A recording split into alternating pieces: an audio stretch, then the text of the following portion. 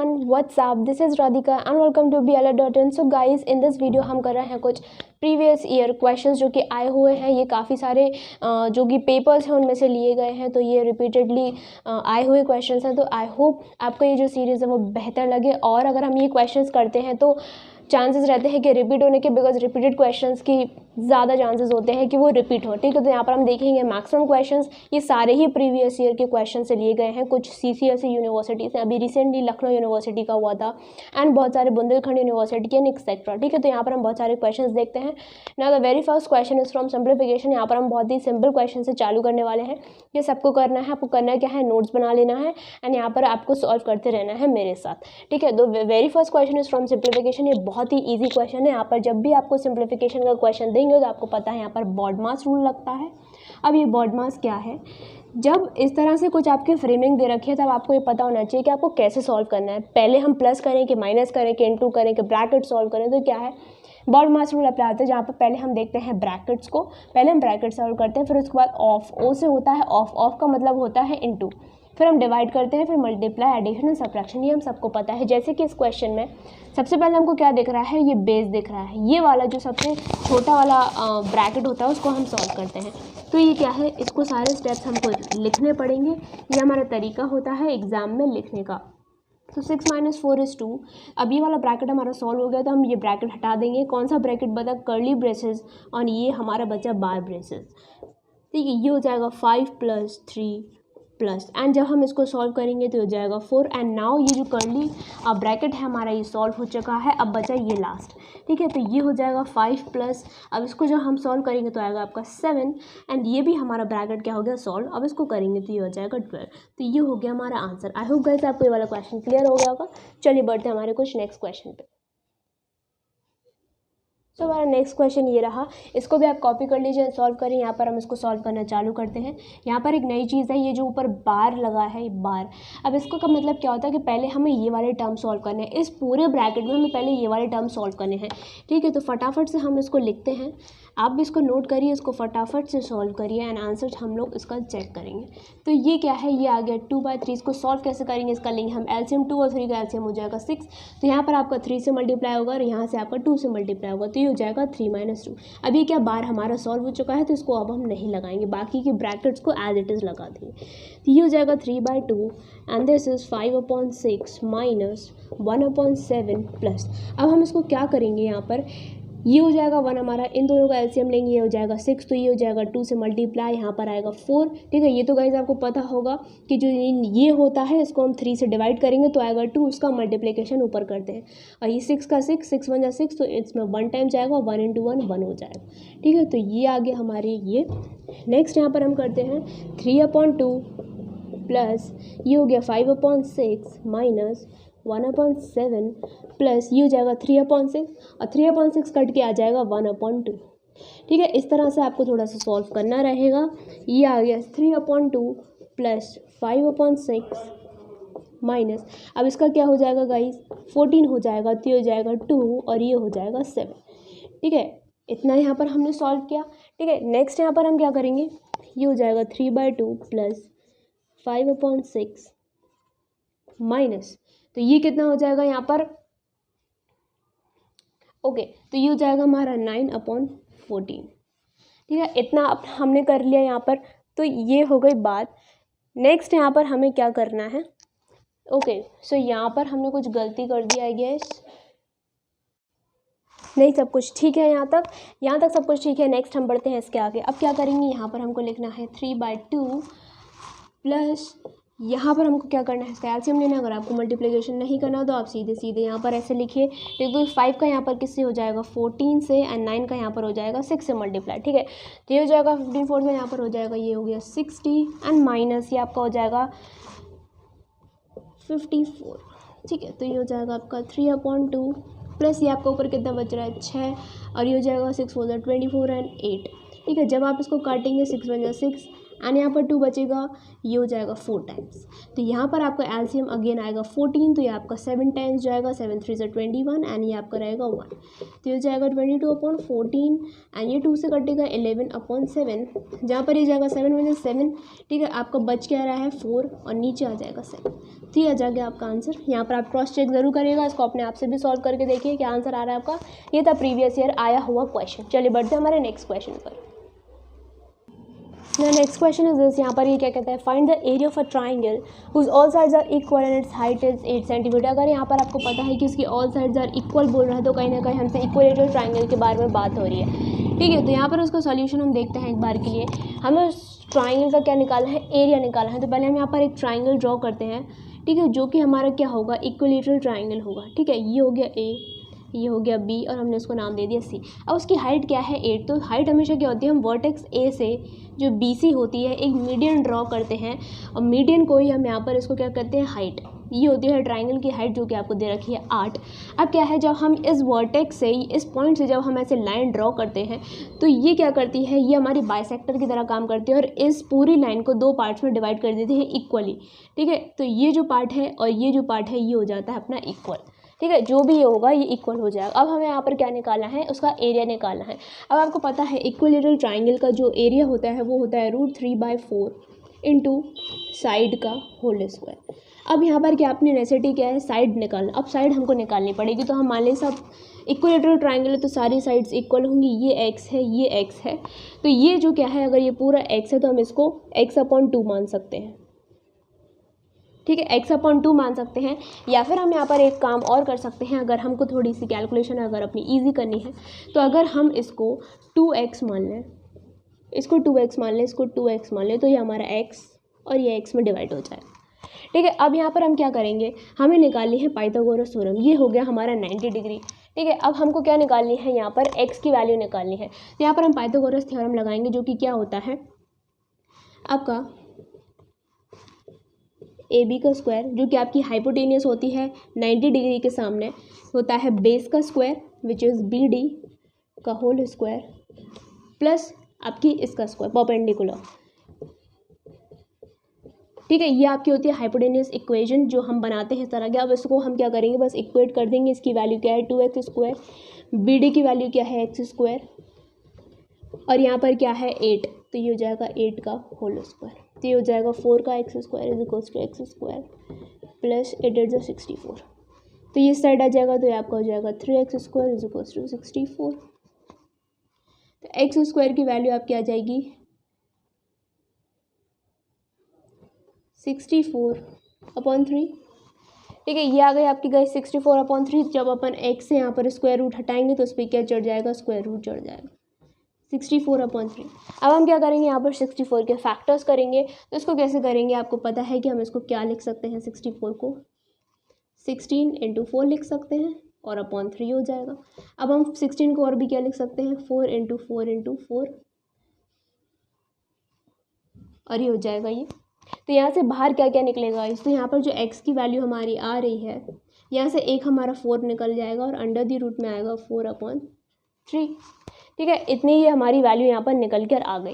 Next यहाँ पर हम क्या करते हैं, यहाँ पर हम एक चीज़, ये क्या है 2 × 2 है तो एक 2 भी बाहर आ जाएगा, तो ये हो जाएगा 8/√3, ठीक है। इतना ये हमारा निकल कर यहाँ पर आ गया।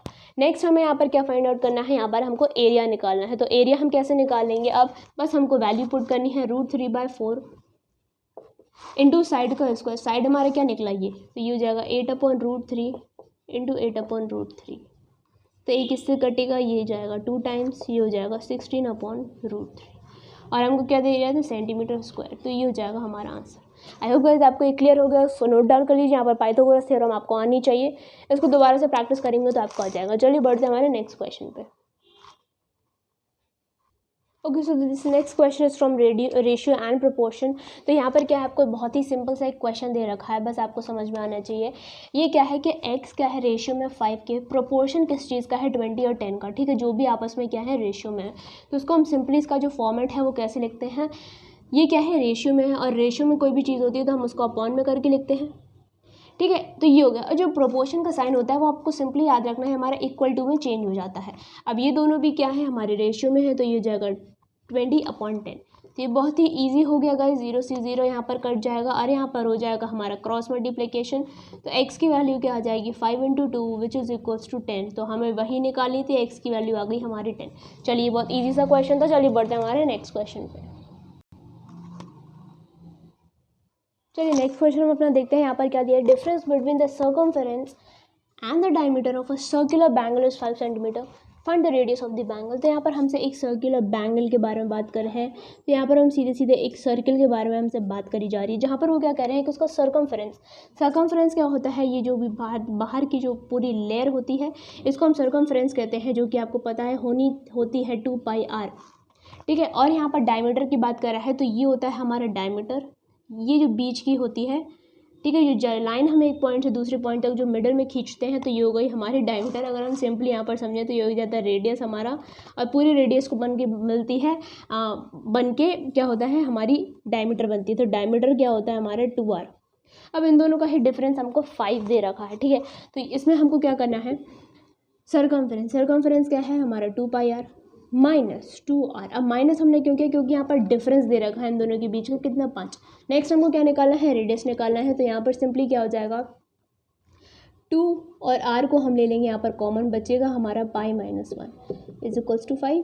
तो ये हो जाएगा 2r। अगर हम इसको ब्रेक कर लें 22/7 - 1 इक्वल्स टू 5, इसको हम सॉल्व करेंगे तो ये हो जाएगा 2r, ये हो जाएगा 7, ये हो जाएगा 22 - 7 इज इक्वल्स टू 5। ठीक है, तो यहाँ पर हम कुछ क्या करते हैं, इसका क्रॉस मल्टीप्लिकेशन करते हैं तो उससे क्या होगा हमारा सिंपली हमारा आंसर यहाँ पर निकल के आएगा, जो कि हमें क्या करना है, यहाँ पर हमें r की वैल्यू फाइंड आउट करनी है। तो ये हमारा क्या था 2r,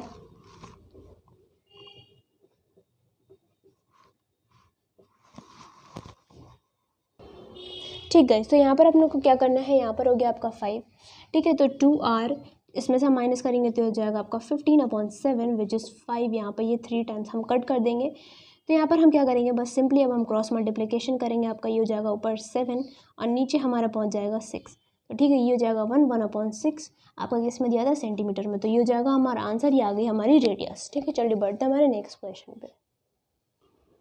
So next question is the ratio of A's salary to the B salary was 4:5। अब क्या है कि यहाँ पर दो लोग हैं, उनके रेशियो का यहाँ पर उनकी सैलरी का क्या है, यहाँ पर रेशियो दे रखा है विच इज़ 4:5। अब वो क्या कहते हैं कि A की सैलरी उन्होंने 10% बढ़ाई और B की सैलरी उन्होंने 20% बढ़ाई। अब यहाँ पर वो कह रहे हैं कि बढ़ने के बाद अब उनकी जो सैलरी उसका रेशियो क्या होता है। तो यहाँ पर हम देखिए सिंपल जो हमको स्टेप वाइज करना है एग्जामिनेशन में, इसलिए हम उस हिसाब से करेंगे। हम करेंगे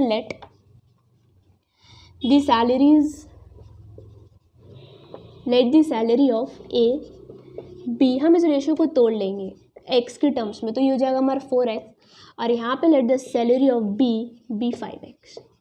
अब यहाँ पर इसमें क्या हो गया है, इंक्रीमेंट हुआ है। तो A salaries new salary of A, हम क्या लिखेंगे, न्यू सैलरी ऑफ A। पुरानी कितनी थी 4x, अब इसमें कितना बड़ा है 10%, तो किस में बड़ा है 4x में बड़ा है, कितना 10%, तो 10/100। ठीक है, तो ये 0 कटा यहाँ पर, ये हो जाएगा 4x प्लस 4x/10।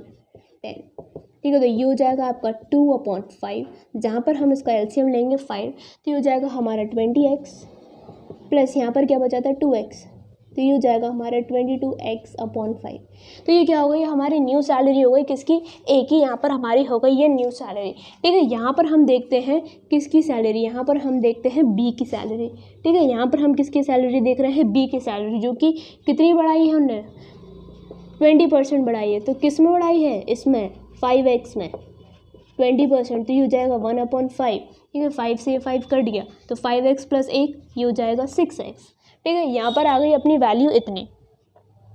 नेक्स्ट हमको क्या करना है, यहाँ पर अब हमको चाहिए रेशियो। तो हम यहाँ पर निकालेंगे रेशियो किसका, A और B की न्यू सैलरीज का। ठीक है, न्यू सैलरी का यहाँ पर हम निकालेंगे रेशियो। तो ये हो जाएगा 22x/5 और ये क्या हो जाएगा रेशियो 6x। x से x हमारा यहाँ पर क्या हो गया, कट गया। अब हमें उनको क्या बनाना है, यहाँ पर परफेक्ट रेशियो हमको बनाना है। तो क्या करेंगे हम, यहाँ पर ये नीचे का 5 हटाने के लिए क्या करेंगे, ऊपर नीचे 5 से मल्टीप्लाई करेंगे। तो ये हो जाएगा 22 × 5 रेशियो 6 × 5। बोथ साइड्स हम क्या करेंगे 5 से मल्टीप्लिकेशन कर देंगे। तो ये कट जाएगा, ये हो जाएगा 22 रेशियो 30।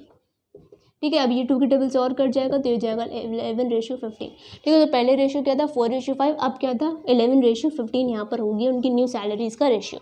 ठीक है, ये वाला क्वेश्चन आपको क्लियर हो गया होगा। चलिए बढ़ते हैं हमारे नेक्स्ट क्वेश्चन पे।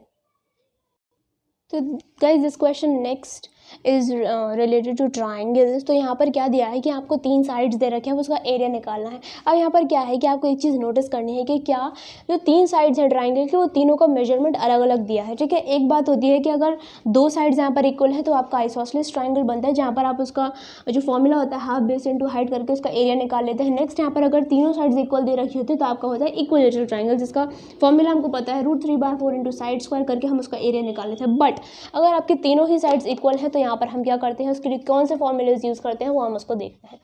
तो यहाँ पर सबसे पहले हम निकालते हैं, यहाँ पर एक वैल्यू होती है हमारी एस करके। ठीक है, इसको हम ज़्यादा डीप में नहीं जाएंगे, यहाँ पर हम समझेंगे सिंपली कि ये क्या है कि एक ये फॉर्मूला है, जो फॉर्मूला पहले हम आपको बताते हैं एरिया निकालने का। तो वो क्या होता है, एक हमको वैल्यू निकालनी होते हैं एस करके। तो एस करके क्या वैल्यू होती है वो मैं बताऊँगी आपको। तो ये हो जाएगा एस माइनस ए क्या है यहाँ पर जो आपकी फर्स्ट साइड है, एस माइनस बी जो आपकी दूसरी साइड है, और एस माइनस सी। इसको करके आपको क्या है पूरा का पूरा आंसर यहाँ पर निकल आता है, वेयर वैल्यू ऑफ एस कैसे निकालते हैं हम, ए प्लस बी प्लस सी अपॉन 2 करके। ठीक है, तो ये आपको याद रखना है, अगर आता है तो आपको ऐसे ही यहाँ पर करना होगा। तो पहले हम यहाँ पर एस की वैल्यू निकालते हैं, जहाँ पर हम मान लेते हैं let A equals 5, B equals 6 metres and C equals 7 metres. तो सच दैट यहाँ पर एस की वैल्यू हमारी हो जाएगी 5 + 6 + 7 अपॉन 2। ठीक है गाइज, आपको यहाँ पर ये समझ में आ रहा होगा कि हमने यहाँ पर ऐसे क्यों किया। ठीक है, तो ये हो जाएगा आपका 18/2, वैल्यू आ गई हमारी 9 के बराबर। ठीक है, अभी हमारी वैल्यू आ गई 9 के बराबर, तो इसको नोट कर लीजिए, मैं यहाँ पर इसको रब कर रही हूँ। तो वैल्यू क्या आ जाती है हमारी 9 आ जाती है। ठीक है, तो अब हम यहाँ पर क्या करेंगे, √9 एस की जगह लिखेंगे 9 एंड 9 - 5, 9 - 6 एंड 9 यहाँ पर हम करेंगे 7। तो ये क्या आ जाएगा आपका 9, ये हो जाएगा × 4 × 3 और ये हो जाएगा × 2। बस अब हमको क्या करना है, सिंपली इसको बाहर निकाल देना है। एक 3 हमारा बाहर निकलेगा और क्या निकलेगा, चलिए हम इसको और भी ज़्यादा वो कर लेते हैं, 3 × 3 और एक ये 3 यहाँ पर है, और 4 को हम क्या लिख सकते हैं 2 × 2 × 2। तो ये 2 3 बाहर निकलेंगे और ये 2 2 बाहर निकलेंगे तो बन जाएगा 6, और अंदर हमारे पास क्या रहेगा 3 और 2, ये हो जाएगा 6। तो ये हो जाएगा हमारा आंसर इसका 6√6। ठीक है, और क्या दिया था मीटर, तो ये हो जाएगा मीटर स्क्वायर। तो ये आ गया हमारा आंसर। आई होप गाइस आपको एक क्वेश्चन क्लियर होगा, उसको प्लीज़ नोट डाउन कर लिया, अगर इस तरह से क्वेश्चन आता है तो आप इसको कर पाएँ। So guys next question is, यहाँ पर क्या दे रखा है कि एक क्लासरूम में एक स्कूल है। ठीक है, वहाँ पर क्या है टोटल नंबर ऑफ स्टूडेंट्स कितने हैं, 1100 स्टूडेंट्स पढ़ते हैं वहाँ पर। नेक्स्ट क्या है यहाँ पर दे रखा है कि इसमें से 20% क्या है गर्ल्स हैं, तो बाकी 80% कितने होंगे, बॉयज़ होंगे। ये तो कॉमन सी बात है। ठीक है, तो यहाँ पर हम इसको कैसे कैलकुलेट करते हैं, इसको ज़रा देखते हैं। तो टोटल नंबर ऑफ स्टूडेंट्स कितने हैं यहाँ पर 1100। अब हम निकालते हैं नंबर ऑफ गर्ल्स।